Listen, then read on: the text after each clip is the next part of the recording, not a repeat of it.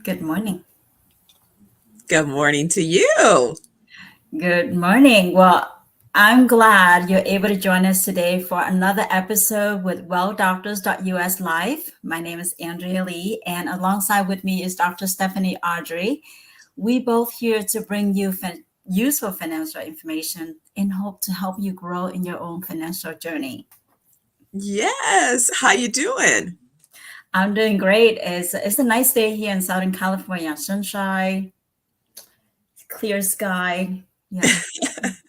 Yes, well, it's transitioned into, as they say, I guess the first day of spring. I thought I heard that this morning on the news. So, spring, here we come. Indeed. Yeah. Yeah, it looks to be the same here from Nevada. The sunshine is out.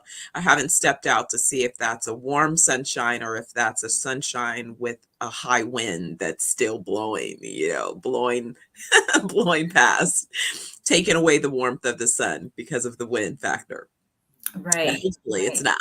Hopefully it's sunshine and a little warmth. I'll be looking forward to that. Yeah, we can have a change of weather, right? I mean, it's the spring season, so expect perfect weather. Well, we are entering the in the middle, almost in the tax season. So, what are the tax mitigation strategies for 2024 that individual or business can use, and as a strategy to reduce tax liabilities and increase income. Um, so today, that's what we're going to dive in today, and hopefully, there are tips that can be useful for your business and for your own financial journey.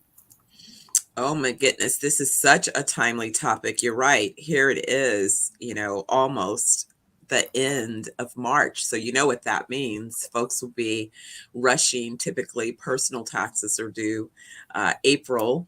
So, and then some business taxes and quarterly taxes and filings. So all of those things are in play. I know my friends who are CPAs, it's like, don't try to call anybody. They're up to their ears typically doing, last minute audits, checks, validating numbers, seeing if there's any strategies left to do to mitigate any excess earnings and reduce potential tax liabilities. And sometimes it's about just shifting those dollars, for example, to other interest. In fact, I was talking to a colleague in the art space, and he was sharing how around this time, in particular, a number of law firms, professional corporations, will purchase artwork. Oh Uh, wow! Believe it or not, artwork, although it's a valued asset, is considered a tax deductible expense. So imagine that you're going to potentially have, $1 million uh, tax liability, and you can reduce it by, a few hundred thousand or so by purchasing a beautiful piece of art. Imagine that. Right. And from the retirement standpoint, if you have a business that have a liability of $1 million more in tax, there are ways that you can divert some of that tax that go into Uncle Sam into your employees, investment to your employees, defined benefit plan, and for yourself. And it's tax deductible. And that is a way that you can inquire or keep talent, loyalty, and at the same time giving a lot of value to your employees and increase future incomes by reducing the taxes. Oh yeah, it's so awesome that there are literally win-win strategies that you can use, both to make sure that you take care of your people, which I think is really important, and depending upon your organ and your your organizational culture. You want to create that stickiness where people have the desire to be part of and grow with and contribute to your overall, business and growth, right? And those things continue to evolve over time. So finding ways to not only reward, but reward in a meaningful way. So that the employees are able to benefit, because of course you can give a person an increase in terms of their compensation. But usually that just means that either they're kicked into a higher tax bracket, or sometimes they're just paying more in taxes if they don't have some other mitigation strategy in place. So it's like you want to, provide a win, but is it a win or is it a loss, right? So having strategies are important, and this is that time. Right. And especially if you have a C Corp, there is a strategy of using a split dollar to fund your retirement. And it is tax deductible because it's part of the business expense for your, as a business owner or for your key employees. And also, maximize retirement contributions. Maximum the allowable amount to retirement accounts. We're talking about 401k, IRA, or self-employment retirement plans that help to lower your taxable income. And as far as the 401k, you defer the tax, and that the interest I earned over the years, of course, later on will be taxed when you RMD at age 73, that you have to take out a required minimum distribution from the plan. But, right now as a corporation, you can divert some of that money instead of paying to tax, use it as an expense to fund your retirement accounts for your employees and for yourself. So there are, different limits on how to do that. And if you don't know how, you can reach out to us and we can show you ways to strategize that into your business. Absolutely. I think that that's one of the benefits, of planning. So a lot of times what happens is if you've put in place some type of forward-looking planning, then you can anticipate where you might be as it relates to your liabilities and what your tax requirements will be. The problem is sometimes people wait to the end and they run out of options.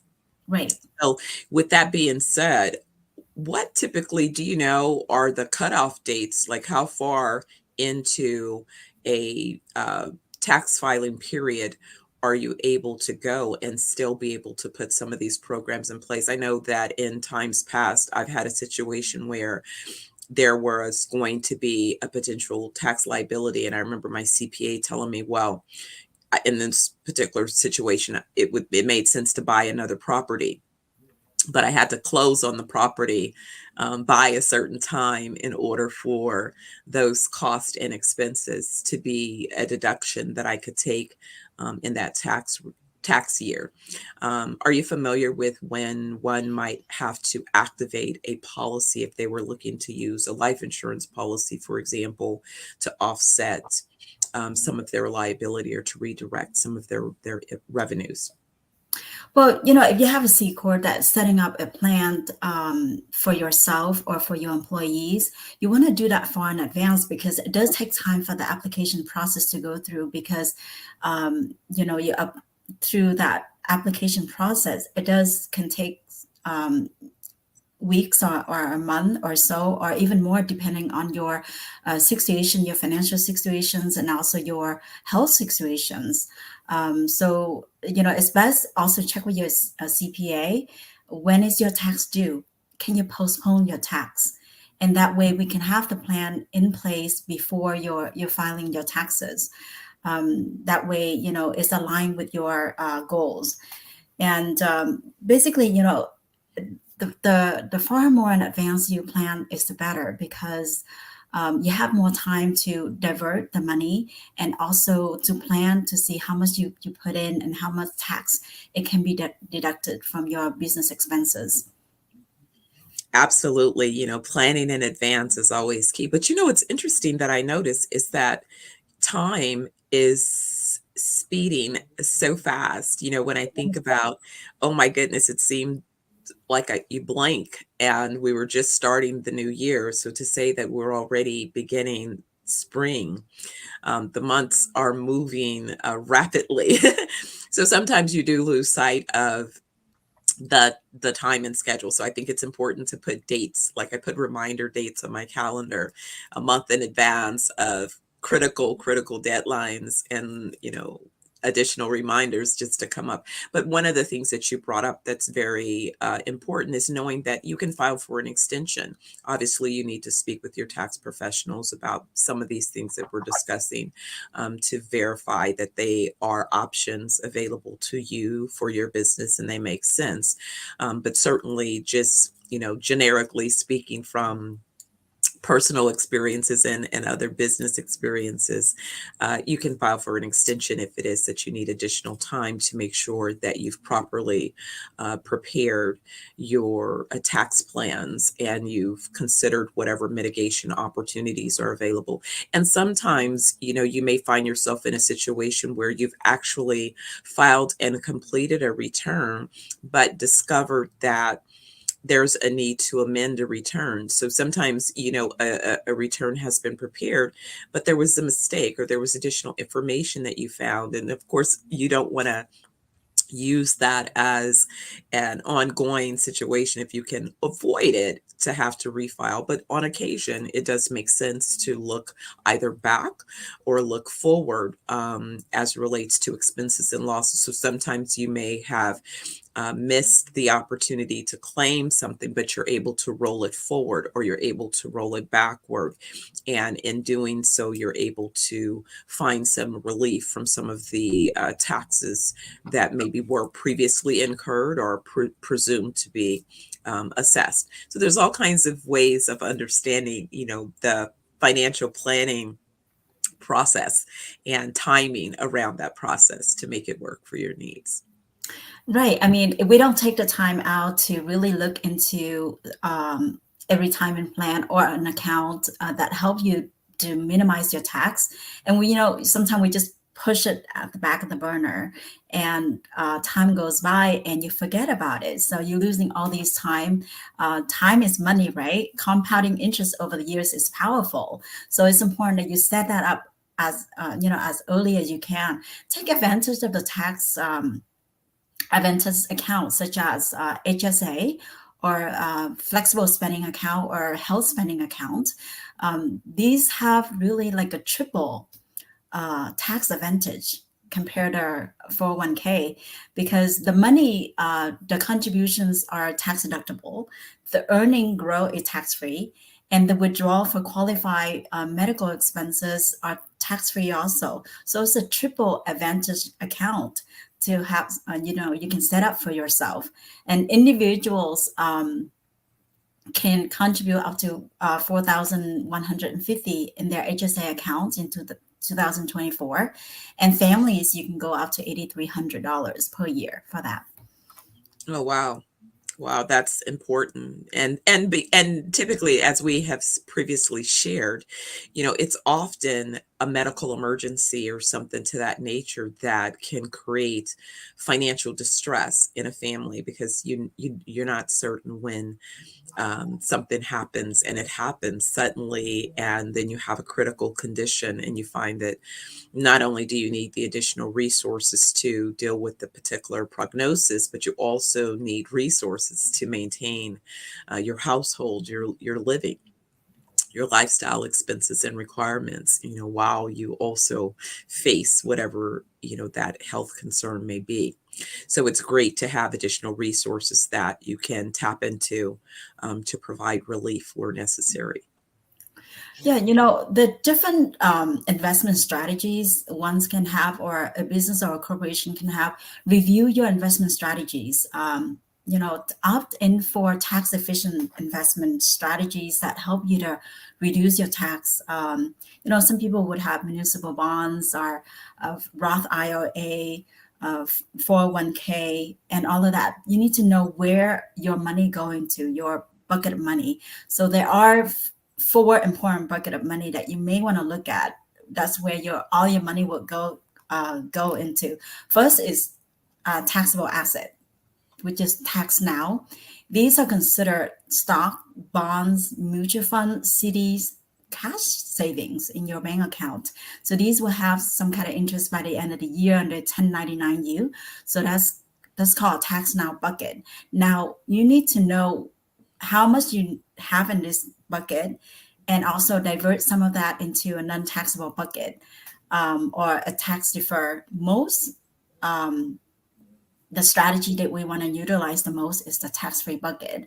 But most people would have their money into the tax deferred bucket, such as 401k, 403b, IRA, or annuity. So these are just tax deferred. You contribute the money into the account, all tax deferred. So down the road, you compound the interest over the years, but when you take out the money, they're all taxable.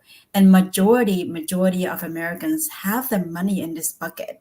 And, over the course of 20, 30 years, when you work and save up money, I know a lot of people put, lots of their money into the 401k because they don't have any other plan, or they don't know any other plan existed out there that help to grow their money. So back then in the day, before I started all of these, I didn't know. I put maximum contribution into my 401k because I thought that was the best plan that I could do for myself, at least save the money, right? So I max out every single year, and the account can grow a lot. But then I didn't know about the tax liability, being naive. And I thought a lot of people, the misconception is people think once you put your money in the 401k, down the road, when you take it out, you don't have to pay tax. But in reality, you owe tax. IRS is your partner along the journey of 401k. So they determine the tax bracket that you're going to have to pay later on. We don't know what the tax bracket going to be, 10, 20 years later, right? The market fluctuate. That ceiling is going up. How do American or the government can recoup the tax, right? Is it making sense to increase tax? That's a possibility. We don't know. Always. Right? But if the tax are going up and the IRS is your partner in this account, they tell you how much tax they're going to tax you later on. So, think of a way to divert some of that money into a bucket that help you to save tax or tax-free retirement later on. Another bucket I want to talk about is tax exempt municipal bonds. It's not tax-free, but just tax exempt. So these are the municipal bonds that issued by a local government or state that help to finance certain projects like school, roads, or utilities. And the income you earn from this is tax exempt from federal income tax, and so in some cases from state and local income taxes as well. It's a very small amount go into this one. Only usually business owners or high wealthy individuals that want something low to get the tax exempt. They divert some of their money into this one. But the last bucket that we want to talk about is a tax-free bucket, which is Roth IRA and life insurance. Yes. And lots of people know about Roth IRA, but there's quite young individuals don't even know what the Roth IRAs is. I just talked to a gentleman last week, and he said, I just found out about Roth IRA like a year ago. And, he seemed pretty well educated too. But, we don't know what we don't know, right? Sure. So Roth IRA is a great vehicle for you to contribute the money because it's after tax dollar, and whatever you earn is tax-free later on when you withdraw the money. However, there's a limit of how much you can contribute. If you're making over a certain amount of income, you're not allowed to contribute into the Roth IRA account. So there are strategies that utilize like life insurance, that there's no limit of how much you can put in. and the money can grow tax deferred and access tax free later on, and you have so much more benefits in the life insurance, but it needs to be set up the right way, that match with your goals and your objectives. So life insurance, we're not talking about just life insurance here. Life insurance nowadays have a lot of benefits, living benefits, and in case of critical illness, chronic illness, or critical injuries, you can access some of that debt benefit in advance while you're still living.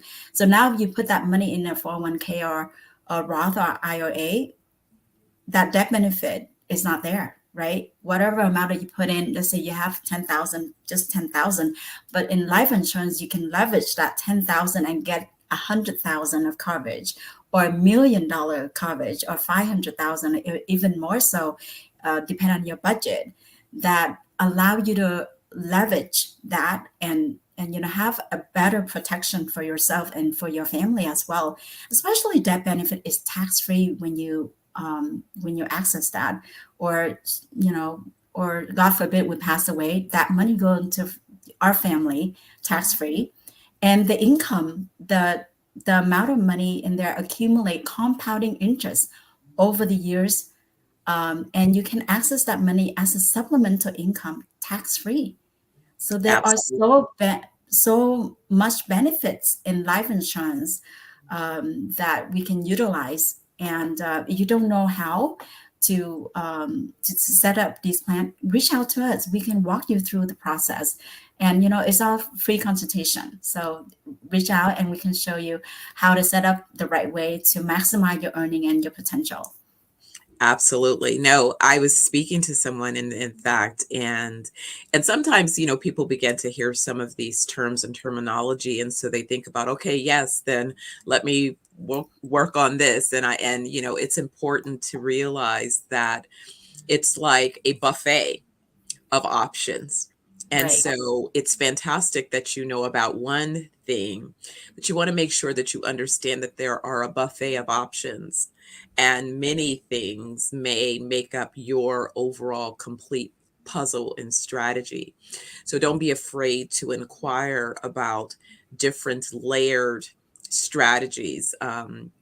This person in particular was mentioning that they were now getting, set to work on a trust, and I'm like, great, that trust is fantastic, but in the focus of wanting to assist their grandchildren, I said, one of the things that you could do that's even better for your grandchildren, or in addition to what you're planning for your grandchildren, is to set up whole life policies for each of them, especially while they're young Right. and while they have, probably the best health profiles that they'll have, because then the cost of the insurance typically is lower. And so you could do things like for birthday gifts, for holiday gifts, and things of that nature, make contributions to those various policies. And you could even share with other family members that same idea, that instead of buying things that are basically not adding any value. And I'm not saying that you deprive the kids from having, gifts and toys and all of those things. Yes, but we could split. We could spend this much on those things and sock away this much. Trust me, you'll appreciate the sock away resources much later, when they've benefited from some compounding interest and all of those things. So if your grandchild, for example, is a minor, 1, 2 years old, I told them, as soon as your baby is issued a social security card, and you have that birth certificate, then that's the time to start exploring setting up a whole life policy for the benefit of each of those children. Yes. Starting early is very important, especially if you are a business owner. You can hire your kid. Not only people aware of hiring your kid. If you don't know how, just Google this. This is so much. It's very important, and it's tax deductible for your business. So for 2024, you can hire your kid for, I think the limit is 13,800, and it's tax deductible for your business, and use that to fund a plan, a retirement plan, a college planning plan for your kid starting at early age. And that helps to compound the money over the years. And by the time they get older, during the college year, you can withdraw that money to pay for college, or down the road to pay for a car or a wedding or buying a house even. So there is so much that you can do within that plan. And of course, setting up earlier is better, because that would give them years of compounding the interest and leverage that to grow the money. And it's totally tax deductible for your business. So know how to do it. Google it if you want to find out, and talk to your CPA so they can help you with the process of setting that up properly to make sure you're complying with the IRS rule. Absolutely. And, but it's so interesting. And Tiffany, you mentioned that someone had sent me a link to a little boy that was learning how to tile a house. And, the comment was around, teach your children early how to have trades and to contribute so that they can have ways to take care of themselves. And I was just like thumbing up. Yes, this is what I'm talking about, because the truth of the matter is that you should be the first place that your children began to gain some understanding of how they can be empowered to take care of themselves. What are the skills that they have that can be further developed? What are their interests? And, I used to tell my son when he was a little tyke, it's all a business. So the more you understand that whatever it is that you have an interest in really is a business. There's somebody in that business, or that is part of someone's business, thinking of those things from that context, that perspective would empower you to know that you always have an opportunity to create a way for your existence, your survival. And if you take smart and make smart decisions along the way, because a lot of times people will say, well, I don't have sufficient capital, or I don't make enough, or I don't this. And it's like, no, absolutely. It's not necessarily true. It's that your spending decisions, the things that you choose to allocate your resources for, are not necessarily all of the best decisions. So you're not really allowing your resources to compound or grow and expand. You're just exchanging time for dollars. And that can be exhausting, and that can feel unfulfilling if all you're doing each day is exchanging time for dollars, and you're never allowing those dollars to have an opportunity to grow and go to work for you, so that at some point you won't have to just exchange time for dollars, but you actually have resources that have begun to accumulate in other forms. I know, we're so busy working every day, and we just work, and save up to pay or pay for expenses every day. But we don't think of a strategy to put those hard-earned money into hard work. I mean, right? Are working hard to earn you more money. So not only you working hard for your money, but make sure your money is working hard for you as well. And as a business owner, if you have a business, use business expenses deductions. You may have equipment purchases, business travel expenses, home office expenses, hire your kid expenses. You can set up a retirement defined benefit plan for your business, and that is tax deductible. And how to do so, we can walk you through that whole process, how to set up properly so that you can get all the tax advantage. But there are so many ways that you have a business, you can utilize those, strategies available for you, and not a lot of people are aware. And, putting more hard-earned dollar back into your pocket, right? Absolutely. Whatever you can do to get those dollars back and help them to do something extra for you, right? Instead of just Right, going in and out, right? Yeah. right. It's amazing. Andrea, we have these conversations each week, and every time we touch on a topic, there's so much information that we want to share. And then I look up and it's like we begin and we're already at the top of the at, the half hour. We're already at that conclusion point. What are some last points that we can leave our guest with before we conclude our conversation today?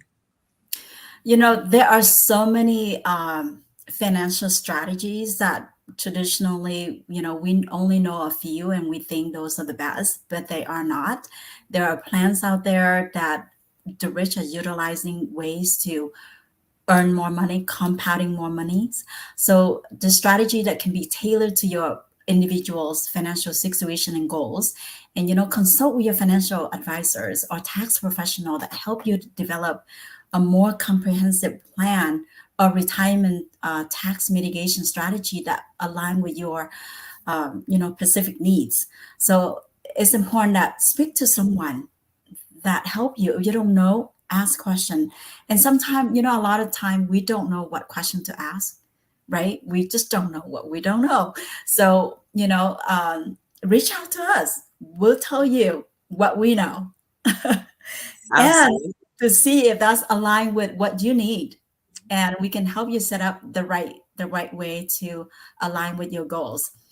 Wow, we are running out of time. Thank you so much for tuning in. And as well, always, you can catch us every Wednesday at 10 a.m. Pacific time. We invite you to join us weekly and, prioritize your well-being and your family. If you have a plan in place, review it, update it to make sure it is the best for you.